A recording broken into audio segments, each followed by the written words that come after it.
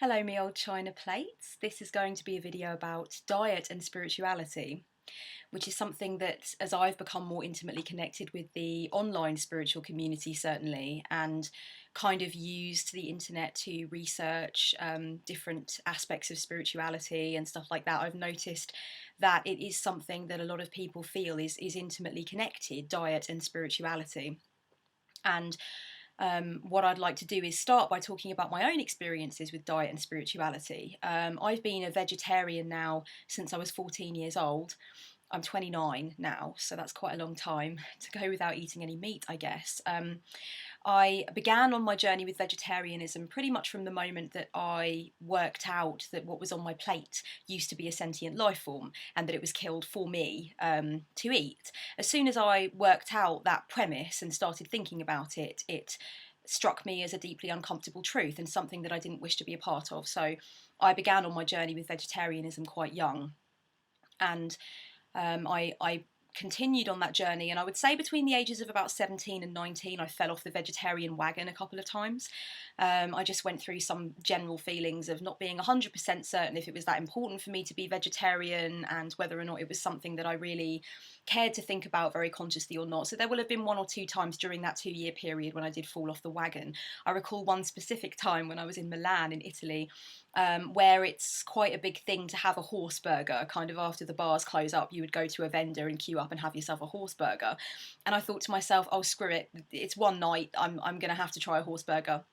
This is when I was 17, 18, and I queued up, and when I got to the front, all the horse meat had gone, and they said, oh, do you just want a cow burger? And I said, no, no, no, I was queuing up for a horse burger. And now looking back, I'm so glad that the meat had gone, because the horse is my power animal, and I have a really close relationship to the horse, and I'm so glad that I didn't end up munching on it. But yeah, I did have those times in my past where experience was more important to me, and interest in the idea of eating different meat was more important to me. But generally, as a rule, I've been a veggie since I was 14. It only will have been a few key times that I decided I didn't care, and it was probably when I was drunk or something, most likely. But since the age of 19 to 29, I've been very strictly vegetarian, haven't eaten any meat at all. And also for a number of years back there, I was a vegan.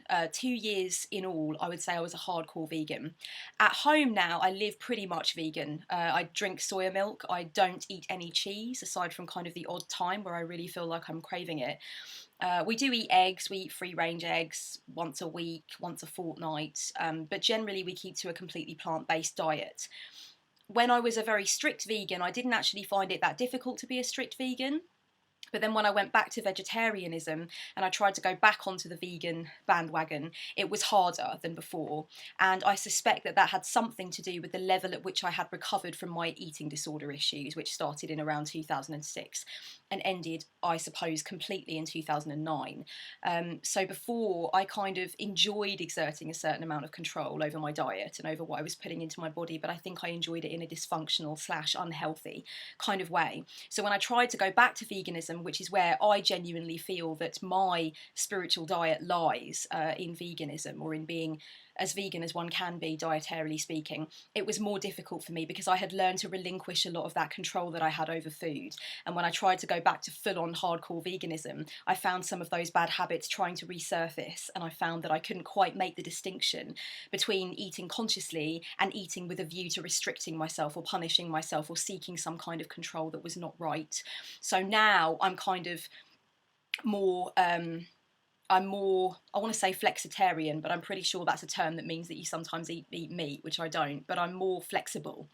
I eat vegan as much as I can, but if I go out to a restaurant and I have to eat a dish with cheese sauce, I will do that. If I go around to a friend's house and they've made a cheesy casserole, I will eat that. But generally, in the premise of what I eat in my own home and the choices that I make when I'm out, I'll try to live as vegan as possible. So that's kind of me choosing to not put too much pressure on myself, but be able to eat consciously and eat in accordance with my core values and principles. I kind of feel for my own personal journey, for my own spiritual journey, that if you consume death, you emit death, as the Hindus tend to say, or as the Rastafarians like to say, shit in, shit out, is a much more crude and straightforward way of saying it. However, I do not believe that being a vegetarian / vegan gives me any handle of spiritual superiority. nor do I believe in any world that you have to cut out meat from your diet in order to reach the level of spiritual understanding or evolution that you're going for. In fact, I've known many people throughout my life on all kinds of spiritual pathways who consume meat and who I consider to be really on a very profound spiritual journey and constantly acknowledging fresh truths and constantly traveling and seeking and searching in their spiritual path, and not being vegetarian has clearly not impeded them. I feel that we assign everything meaning with our human consciousness, and therefore what's important for me is that my diet feels right. What's important for me is that I'm putting into my body what I feel is important to put in, and omitting, leaving out whatever I feel would be detrimental to me. I feel personally that it would be detrimental for me spiritually and emotionally to consume a sentient life form. If you My general rule is, if you can grab it and squeeze its neck and it panics and fear comes into its eyes, I don't want it. I don't want anything with pain receptors on my plate ever. And that's what's right for me, and I can understand why it would be right for a lot of other people, but I also don't feel that it is, the ultimate way towards having a spiritually centered diet, and I certainly don't think it's something that you need to do. And I see a certain amount of spiritual elitism and also political elitism attached to vegetarianism and veganism, and I think it's a great shame. I was raised in a meat-eating household. My father ate meat, my mother ate meat, my siblings still eat meat. So I'm very comfortable with cooking meat, and I'm very comfortable with being around joints and things like that. I have never actually kind of gutted anything or skinned anything, so I'm not that comfortable with giblets and stuff. I don't know if that's the word you use in America, but in the UK we call them giblets, kind of the insides, the innards of a chicken. I'm not comfortable with that kind of thing necessarily, but I'm certainly comfortable with things like cooking bacon, doing certain things with chicken, if I can buy the breast, that kind of thing, where it doesn't take too much playing around with. I'm more than comfortable to cook meat for my friends who are not vegetarian, because when I go round to their house, they make sure that they offer me something vegetarian, and I'm quite happy to do the same in return. I'm happy to wash plates that have had meat on them. Anything like that is fine. So I'm not really squeamish about meat. I don't really like to watch, like there's this plethora, this kind of influx of cooking programs during the Christmas period where everything is just like a cow with its arse wiped and its horns taken off, and that's it. It's raw as hell, and there's blood all over the chopping board, and it's kind of all about garnishing this meat. That's a bit over the top for me. I can't really sit down and watch them. I remember I was at a friend's house on like the day before Christmas Eve, and he was really getting into the cooking programs, and I remember thinking, this is a bit full on for me. This is just carcass after carcass. But that's just a personal choice, that it wasn't something I really wanted to look at with any degree of huge interest. But I am comfortable with cooking meat, and I will do that. And in the past, I have been taken to task by hardcore vegetarians who say that it's not right for me to cook meat for my friends and for me to buy meat so that I can give my friends a delicious meal if they eat meat. Which I think is ludicrous, because they have assigned meaning to their dietary choices through their consciousness, and their consciousness and their ethical standpoint isn't the same as mine. But that's fine. I don't see why one should be right and another should be wrong. My friends go out of their way to ensure that they give me something nutritious and delicious and vegetarian/vegan when I go to their houses, and I'm quite happy to do the same. However, many of my meat-eating friends have discovered that vegan meat or vegetarian meat, the stuff that's made from tofu, etc., corn, is delicious and much more nutritious for you, and doesn't have a lot of that ugly fat in it, and is actually tastes cleaner and nicer on the palate. So I have a few friends now who actually request that I make veggie bolognese instead of actually bothering to buy real mince. So that's a win for me and a win for them. So that's good. But it's certainly not something that I'd ever be snippy about. When I first met my boyfriend, he in fact wasn't a vegetarian. He ate fish and chicken, and I made him a fish dish once a week, and something a little different for me. But just over a year ago now, he had some kind of spiritual psychedelic epiphany, and on the other side of it realised that he didn't want to eat meat anymore. And this is not something that I spoke to him about. It's not something that I tried to encourage in him. He just suddenly turned to me and said, I don't want to eat sentient life anymore. I don't want to do that. It's not right for me anymore. So it was like it's like an instant evolution. And so now we're both pretty much vegan. He lives more vegan even than I do. The week before the Crimson Tide comes in, for you ladies that know what I mean, I do like a bit of milk chocolate, whereas he doesn't have that issue of having that little habit of, oh God, I need milk. But as I said, long story short, I want to be vegan 100%, but I'm just trying to get into that halfway house, that middle way at the moment, because I'm very aware of the difficulties I've had with food and trying to control food in the past, and I don't want to go back down that road again. So if I'm really, really craving, I'll make a conscious decision in that moment what to do either way. I've just realised that it looks like my ears are really, really red at the top. But they're not. I think it's just the light going through them, because I was supposed to film this earlier in the day when there was real sunlight, but I didn't get the chance. Some things came up, so I'm now doing this in artificial light. So I look like I've got dyed ears, which is quite amusing. Anyway, that's my journey with vegetarianism slash veganism. If it's a carcass, if it's a cadaver, then it doesn't matter how well it's garnished, I don't want it. But I don't feel that there's any sense of spiritual superiority in that. I've never once advised anybody on a spiritual journey that they need to give up meat. I am pretty much convinced that everybody who professes themselves to be on a spiritual journey eats consciously, lives consciously, is a very conscientious being, and has already analysed and explored their own ethics on the matter and have come to their own conclusion. So far be it for me to state that their conclusion is in some sense wrong. Although I have also been taken to task before for that too, by both vegetarians and meat eaters who feel that anybody who refrains from eating meat for ethical reasons should be militant and should be evangelical and should be trying to convince other people to go the same way and go down the same road. And I considered that for a while, and I thought, am I this kind of armchair backseat vegetarian that, is comfortable for everybody else to go about doing something that I consider to be so morally reprehensible for me? Is that in some sense wishy-washy? Should I be kind of encouraging people to become vegan or vegetarian? But I've never been able to get down with that, because I find militant vegetarianism really unattractive in people. I find it terribly ugly. I find it very self-serving and self-congratulatory and superior, and I just really don't like it. I think it's a really ugly trait in people to try and convince others to go the way that they have experienced so much joy and so much nourishment. I just, I have my personal feelings, but I really don't like the idea of trying to push them onto anyone else, because I've found that when people have done that in front of me, or when I see people do it in Facebook threads or on forums, my instant reaction is, God, no, that's not the way. Don't do that. Don't hammer it into people. Just enjoy what you're doing and know that it is right for you and your journey, and that you're eating conscientiously in a way which feels right for you. Always focus more on you than on others. That's my whole bag, baby.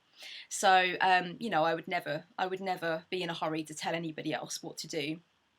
Oh, one other thing that a vegetarian once chided me for, actually, was that I gave my cat food with meat in it, different kinds of fish in it. And she said to me, if you're a vegan, then you should be, making sure your cat eats vegan food. And I said, he's a cat. Have you seen what happens when I hold a prawn up in front of him? He would jump 15 feet to get to that. Like, he's a cat. He wants flesh. So, but she chided me for that and said that she only gives her cat, biscuits and things that are vegetarian.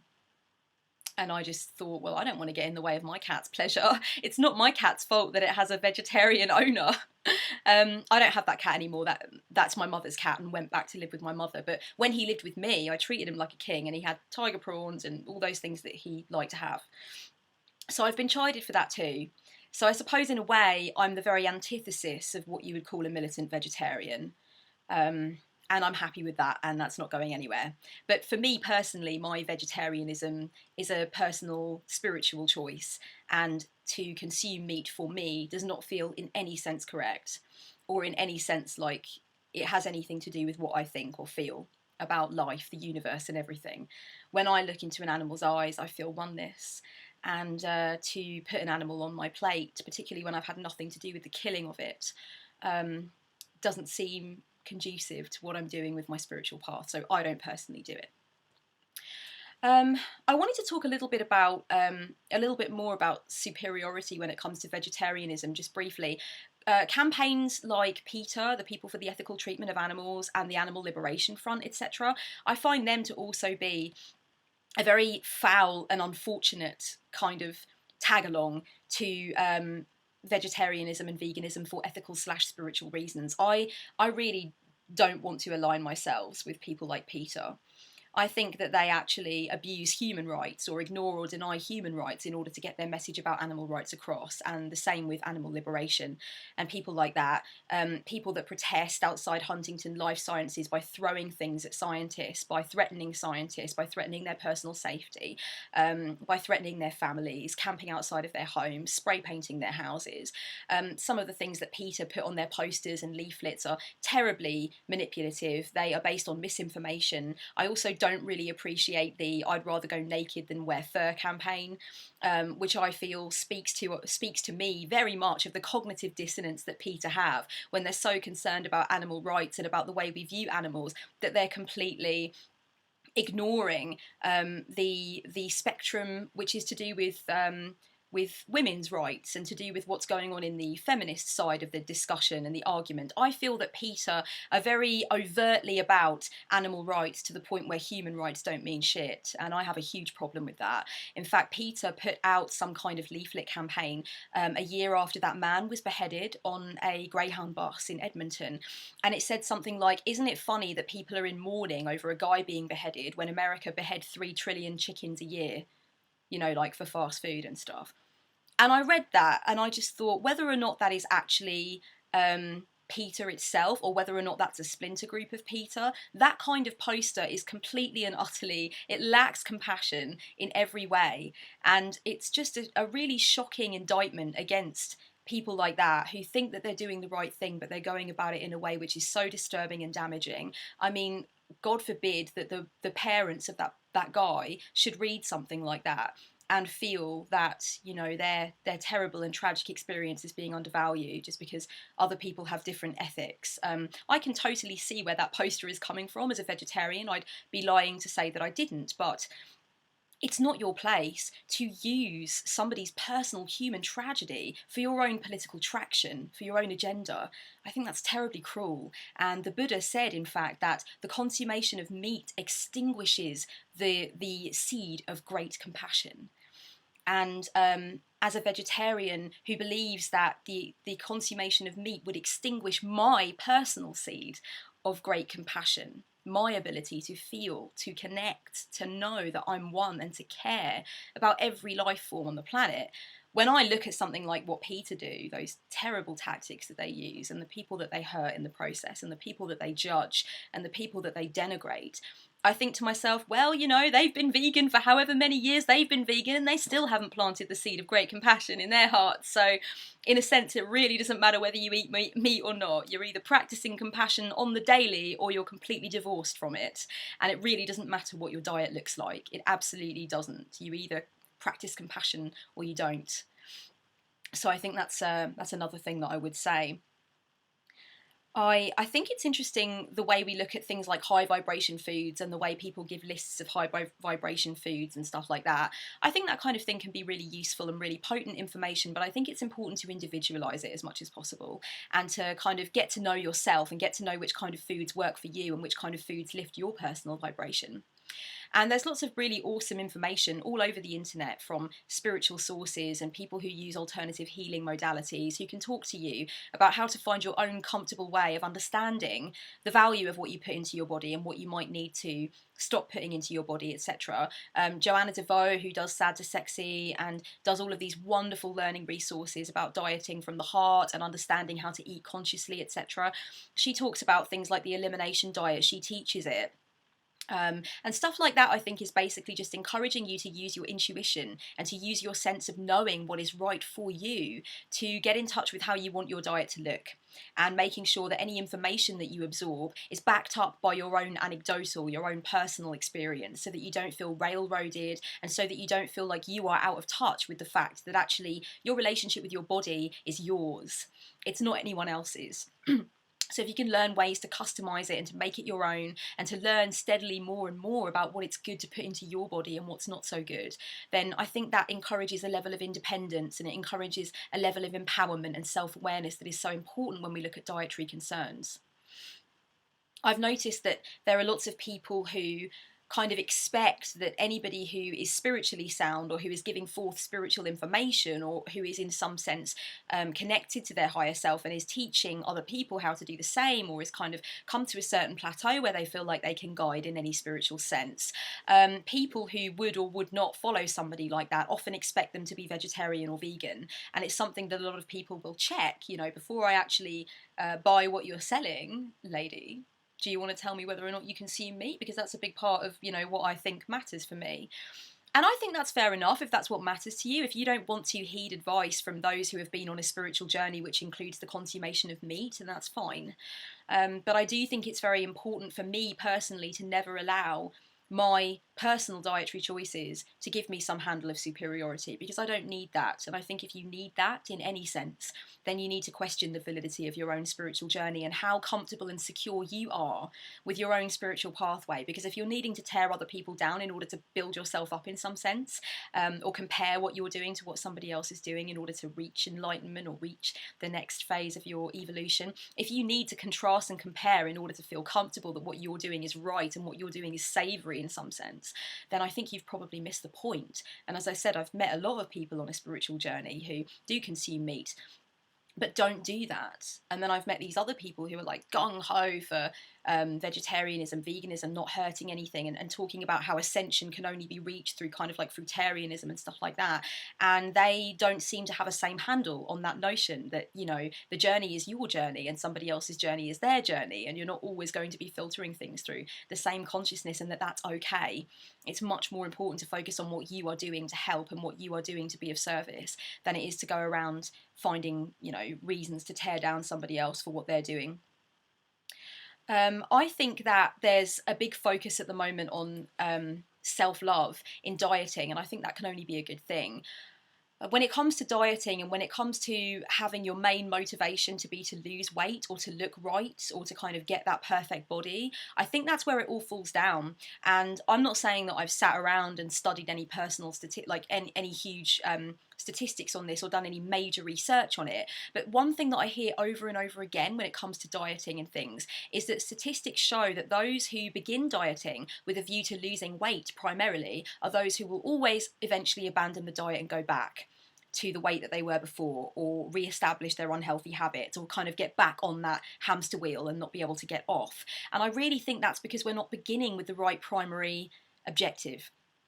I don't think weight loss should be the right primary objective, and I think also that any problems that people are having with negative habits, with consuming foods that they know don't serve their higher self or make them feel good about themselves or anything like that, you know, maybe they are making you feel lethargic, they're making you feel shitty, they're making you put on more weight, you're not doing anything to exercise off the fat. It's almost like you're eating it for some other deeper reason. That other deeper reason needs to be pulled out of the darkness and needs to be explored. So I really feel like any diet which comes to you packaged in this primary objective of losing weight and looking good and being what society wants you to be is deeply flawed and will probably not work for you long term. It'll work for you for a while, you'll get results really quickly, and then you'll feel really great, and then you'll self-sabotage because you haven't dealt with what's at the heart of the issue, and then you'll start all over again. And I think that's how the diet industry makes so much goddamn money sometimes, is what I think. So I think that's something to think about too. Really, when it comes to diet, when it comes to what you eat, from a spiritual standpoint or from any other standpoint, I think that everything should be approached with self-love. If you make choices which honour your core principles, which honour the way you want to treat yourself, and which reflect the fact that you accept that your physical self is a part of who you are and you want to love yourself in essence, then you will make less harmful choices. You will make less choices which you feel are at odds with your core values, whatever those core values are. And the whole point for me really is that you must select your own core values. Eating consciously is not about understanding how somebody else wants you to eat and trying to follow that. Eating consciously is about deciding what your core values are. If your core values do not involve you instantly becoming a vegan, that's fine. But what it's really important to do if you want to approach your diet in a way that feels right for you is to sit down and work out what your core principles are and work out what things you eat tend to make you feel good. What things do you eat that provide you with energy? How do you want to feel when you're preparing a meal? How do you want to feel when you sit down to eat a meal? What do you want to think about? What intention do you want to set when you're eating a meal, and how would you like to feel afterwards? Where do you feel pressure with regard to food? Where do you feel fear with regard to food? Take a look at your parental conditioning. Take a look at your past. What were the triggers? What were the silent lessons you were learning from the adult templates around you? And remember, this is not about blame. This is simply about unraveling what it is that you absorbed when you were a child, and understanding how you can consciously ensure that you don't allow that conditioning and those lessons and those old habits and that programming to come into what you're doing now. So it's really about being conscientious going forward and understanding that you are empowered and you have a choice. And when you notice where those cycles are, and you notice where those bad habits keep recurring, you'll go down to the root causes. And these kinds of things don't happen overnight. It's a long process, but it's an exciting process. And it's one that can eventually get you to become the kind of conscious eater that you want to be. But a few things I'd say about conscious eating. Firstly, when you're actually making your choices, when you're actually buying your food or you're selecting the food that you want to eat, I would say just think carefully about how you want to feel after the meal and what you actually want to get out of your experience with eating. I would say that a lot of people see having to eat as just purely having to gain sustenance for the body, purely having to get fuel for the body. But often you can have a much deeper primary intention when you sit down to eat, and it's exciting to kind of link your spirituality up with that other deeper primary intention, that it's not just about sustenance. So there are some things you can do, for example, if you feel like you're not eating consciously, or you feel like there's something missing for you when you're eating, that it's not really something that you consider in a spiritual or emotional context, that it loses value for you, or that you're in some sense afraid of it, or you feel out of control of it, I would recommend a few things. Firstly, I would recommend trying to eat in silence at least once or twice a week. This is something that many people on a spiritual journey do, that they feel really plugs them into their attitude of gratitude, the idea that eating food can be a spiritual experience. It can be something that you absorb yourself into and invest yourself into, and consider how grateful you are to be receiving that food, and consider the connection, the mind-body connection, which is so amplified when you are eating food, when you are in the process of doing something for your body. It's a give and take, it's a compromise. You are fueling so that you can get something out of your physical presence in this world, kind of thing. You're looking to harness and utilize physical energy, therefore you must put something in. This is a big mind-body connection moment for you. So, you know, if you do find that you like to watch a bit of TV, or you kind of like to talk manically while you eat as quickly as you can, or you feel like, you know, you like to overhear people in the office talking crap and just zone out while you're eating, I would recommend once or twice a week just implementing that practice of silence, eating in silence, and actually see how that slows you down when you're eating, and what the different responses are that you don't get when you're zoning out, or when you're, as I like to do sometimes, watch American Dad while you're eating. It's a totally different thing. Prayers before eating, or thanks or blessings before eating, can be really useful. Even a very brief mantra that you remind yourself to say before you begin eating. This is something that can help you to start eating consciously, and to start recognizing how much more of a spiritual experience eating can be, or how you can in fact invest your eating experiences with spirituality, with conscious spirituality. Putting intentions into your food. If you're a witch, if you practice magic, if you use your energy and you direct your will, putting your intentions into your food, into the family meal that you're making, into the cup of tea that you're making, anything like that is great. Because not only does it switch you on and plug you into your own spiritual majesty, your sense of empowerment, but you're also linking up with the food in a way which is not necessarily normative, in terms of it just being a straightforward thing that you need to do in the day. You're actually infusing it with something much deeper, that deeper meaning, and I think that can be important. When you make your choices, your dietary choices, your choices of what to eat for the week or for that meal, keep your core principles in mind when it comes to how you want to treat yourself, how you want your body to feel, what kind of decisions do you want to make that will be empowering for you. And when you look at what it is that you want to choose, does that food, does that dietary choice line up with the core principles that you want to put into practice? I think that can be a really good one. And also I wanted to mention, I was talking to a client recently about some eating issues that are recurring. And I asked that client to focus overtly for at least a day or so on the difference between hunger and craving, because I often feel that when it comes to people that feel they eat obsessively, or they wonder why they eat when they are not hungry, or they wonder why they are constantly hungry, I feel like often we need to make that distinction between hunger and craving.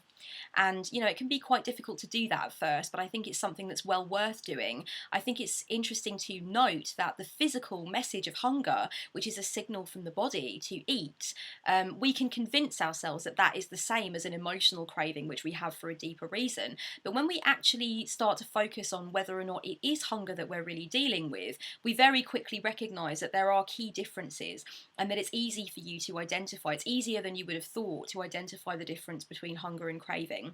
And then you can put in those pragmatic techniques to ensure that you deal with craving differently than you deal with hunger, and that you give yourself some time out before you actually ingest anything that you might later regret ingesting, or, you know, that isn't really part of your plan, but you kind of feel like you're hungry, so it kind of gives you that justification. I'm just going to stuff my face right now because I'm hungry. And then later on you kind of think, God, that wasn't hunger, that was craving from an emotional place. So it's about getting a handle on it. I don't know whether or not this is stuff that people would want me to talk about more in another video. If there's interest, maybe in the future I will, but I won't go any further on that for now. But using spectrums is another good one if you feel like you fixate on food, or if you feel like you have an unhealthy relationship to food in one way or another. Using a spectrum that looks kind of like a timeline that uses different variations on a theme. So for example, I feel really comfortable with eating this food, I feel like everything's going my way, all the way up to I feel completely distressed eating this, I feel completely anxious and panicked. When you can actually actualize what you're feeling and empower yourself by placing it on a spectrum and confirming where it is that you are on that spectrum, that can be helpful. The same way with I'm completely stuffed out of my face and I'm completely starving and I really need something to eat. That spectrum, as it goes along that timeline, can help you to realize a lot about the difference between your physical responses and requests and signals, which mean I'm hungry, I need food, and then that emotional state you get into, which you convince yourself is physical, but which actually comes from up here rather than down here. So that's all for now, because it's become quite a long rambling video, which I was quite aware that it would be. I would love to hear your thoughts on your own connection between diet and spirituality, and whether or not there have been any changes for you, or any epiphanies or realizations that you've come to over your time as a spiritual journeyer. And, you know, I'd love to know whether or not you've had any challenges with regard to the dietary system that you've wanted to put into place, or are you going through a transition now and you're not quite sure how to bring it into being? I'd love to know. I really hope nothing in this video has offended anyone or rubbed anyone up the wrong way. If you are a very militant vegetarian and you are campaigning to stop people from consuming meat, I have nothing against that. This is not a dig at you at all. I'm talking about, from my personal perspective and from my consciousness, how I tend to react when I notice that people are being very evangelical about other people's choices, particularly when those choices are so culturally widespread. Remember, eating a cow in many people's minds is not the same as eating a baby. So even though it might seem that way for you and me from our vegetarian/vegan consciousness, we have to remember this is a very widespread, culturally appropriate, absolutely accepted practice. And people, when they analyse and assess their ethics and principles, come to different conclusions. I know it seems shocking, but some people actually have thought about what's on their plate. They have thought overtly and deeply and profoundly about the fact that they eat meat, and about the fact that meat, you know, that slab of meat on the plate is actually the same thing as this thing running around in a field, prancing around. And they have actually considered that. Okay, a lot of people are not merely meat eaters because they've never thought about it before. That's a very patronising and condescending way of dealing with people who eat differently to you. Many people that are not vegetarian or vegan, they have actually thought about it before, and they have put a very ethical or philosophical spin on it, and they've just reached a different conclusion to you. So it's okay, don't sweat it, do not sweat it. And for any militant vegetarians out there who are feeling really shitty about the fact that people still eat meat, I have a couple of quotes for you that militant vegetarians have thrown at me over the years. One is from Leonardo da Vinci, who said one day in the future it will be considered as wrong for a man to kill an animal as it is now for a man to kill another man. And Einstein once said that vegetarianism is likely to be the last phase of our evolution. So if you do want to go on a kind of like superiority, self-high-fiving, kind of like self-congratulatory trip right now about being vegetarian or veganism or vegan, just remember Einstein and Leonardo da Vinci both agree with you. Although Hitler was also vegetarian and apparently a big animal lover. Blessed be.